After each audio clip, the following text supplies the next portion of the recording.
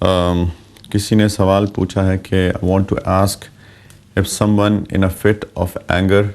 disrespects the Quran or utter words of disbelief, will repentance alone suffice for the sin to be forgiven? Is there any expiation required for it? What punishment shall be given to that person? کہ اگر کسی کو غصے کا دورہ پڑتا ہو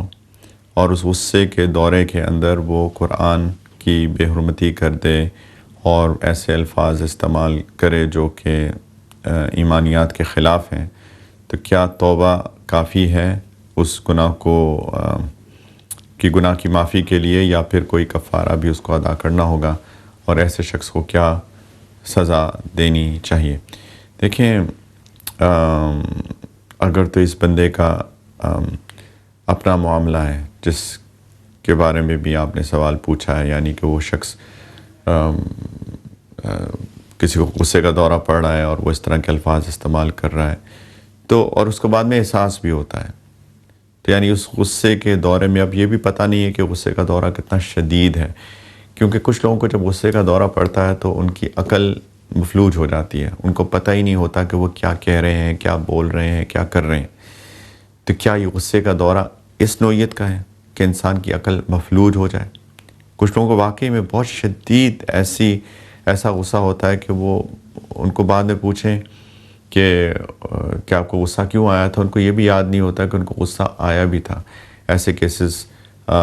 میری نظر سے گزرے ہیں کہ جہاں پہ بیوی گواہی دیتی ہے کہ میرے شوہر کو اتنا غصہ آتا ہے، لیکن اس کے بعد اس وقت وہ کانپنا شروع ہو جاتے ہیں اور ان کو کچھ نہیں پتا وہ کیا بول رہے ہیں، کیا کہہ رہے ہیں، اور جب ان کے اوپر سے وہ دورہ ختم ہو جاتا ہے، وہ فٹس ختم ہو جاتے ہیں، تو پھر ان کو پتہ ہی کچھ نہیں ہوتا کہ انہوں نے کیا کہا، کیا بولا۔ تو یہ عقل مفلوج ہو جانا ہے، یہ ایک بالکل ڈیفرنٹ سینیریو ہے ورسز کہ کچھ لوگوں کا غصہ ویسے ہی قابو میں نہیں ہوتا، وہ اپنے آپ کو قابو میں نہیں رکھ سکتے۔ یہ دو ڈیفرنٹ سینیریوز ہیں، پلیز کو یاد رکھیے۔ تو اگر پہلا سینیریو ہے جہاں پہ عقل مفلوج ہو گئی ہے، تو پھر ایسے ہے کہ جب انسان پاگل ہو گیا، مجنون ہو گیا، تو مجنون پر سے تو قلم اٹھ جاتا ہے، وہ کسی چیز کا شرعی طور پہ مکلف نہیں ہے، اس کو رسپانسبل نہیں ہے کسی چیز کا۔ لیکن اگر کوئی بعد میں اس کو بتائے کہ آپ نے ایسے الفاظ کہے اپنے اس فٹس کے اندر، اپنے اس دورے کے اندر، تو اس کو آف کورس توبہ استغفار تو کرنی چاہیے، استغفر اللہ، اور اللہ سے دعا بھی مانگنی چاہیے کہ اللہ عافیت کا معاملہ کریں اور ایسی سچویشن میرے اوپر نہ آئے۔ لیکن اگر وہ ویسے غصہ ہے، یعنی اسے پتہ ہے وہ کیا کہہ رہا ہے، اس کو پتہ ہے کہ وہ کیا کر رہا ہے، اس کو بعد میں پوچھا جائے تو اس کو سب پتہ ہوتا ہے کہ اس نے کیا کیا، لیکن صرف یہ کہ اس کا غصہ اتنا قابو سے باہر ہے